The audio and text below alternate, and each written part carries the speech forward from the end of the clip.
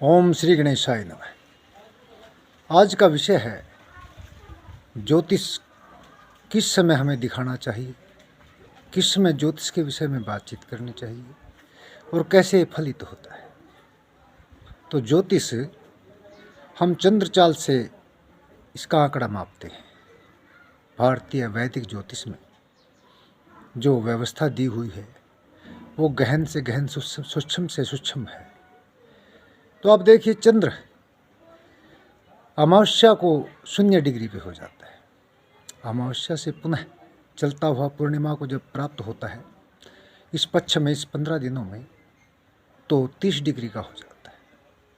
पुनः पूर्णिमा से 30 डिग्री से घटता हुआ अमावस्या को फिर 0 डिग्री पे आ जाता है। तो इस अवस्था में हमें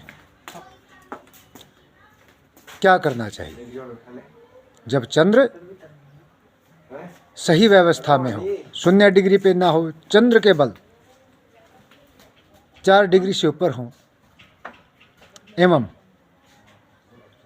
16 डिग्री के मध्य हो, तो वो समय उत्तम होता है। परंतु फिर भी साधारण समय के अनुसार हमें अमावस्या प्रतिपदा का त्याग करना चाहिए। विशेष तौर पर हमें दिवसों में गुरुवार का त्याग करना चाहिए, क्योंकि गुरु समत्व प्रदान करता है। गुरु की धारणा है कि आप जो प्रारब्ध है आपका वो घटित होता है, निश्चित विधान है प्रकृति का, ये गुरु की धारणा है। परंतु यहाँ पे हम अन्य दिवसों में अपनी कार्य व्यवस्था को सुधारने हेतु, अपने उद्देश्य की पूर्ति के लिए चंद्रचाल की व्यवस्था को देखते हुए हम ज्योतिष के बारे में विचार विमर्श करके अपने जीवन पे उन सभी व्यवस्थाओं को लागू कर सकते हैं जो हमारी वैदिक परंपरा का चलन है। तो दोनों संध्याएं सुबह और शाम की, सभी दिवसों में, सभी ऋतुओं में, और ग्रीष्म ऋतु में माध्याह्न के समय का भी त्याग करना चाहिए। तो ये व्यवस्थाएं जो मिलती हैं हमें, इनके कई क्रम हैं। चंद्र की विशेषता, हमारे यहाँ चंद्र मास जो होता है वो 27 दिनों का होता है। 27 दिनों में चंद्रमा प्रत्येक राशि में भ्रमण करता हुआ 12 राशियों में 27 नक्षत्रों में पूर्णता को प्राप्त होता है। परंतु ये अवधि जो ज्योतिषीय गणना की है ये सौर मास के ऊपर आधारित है। जैसे हमारा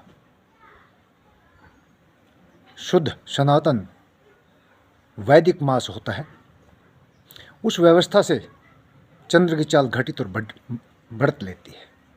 तो इस व्यवस्था को देखते हुए हमें समय का, दिवस का, तिथियों का निर्धारण करके तब ही ज्योतिष के विषय में कोई फल एवं किसी भी कार्य व्यवस्था में जाने का निर्णय लेना चाहिए। और ज्योतिषी भी इसको फलित नहीं कर सकते, क्योंकि जब चंद्रमा 0 डिग्री पे होता है तो ज्योतिषी का मस्तिष्क पूर्ण रूप से ग्रहों की गणना, ग्रहों का स्थापन, ग्रहों की दृष्टि, दशा, महादशा, योगनी दशा एवं सभी प्रकार की व्यवस्थाएं जो वैदिक कैलकुलेशन होती है, जो जोड़ होता है, गणित होता है, उनका फलित करके हम फलादेश जो करते हैं वो पूर्णतः शुद्ध नहीं होता। तो इस व्यवस्था में आपका मार्गदर्शन भी नहीं सही हो पाता। इसलिए सही मार्गदर्शन प्राप्त करने के लिए आपको वैदिक परंपराओं को देखते हुए समय का निश्चित निर्धारण करना चाहिए।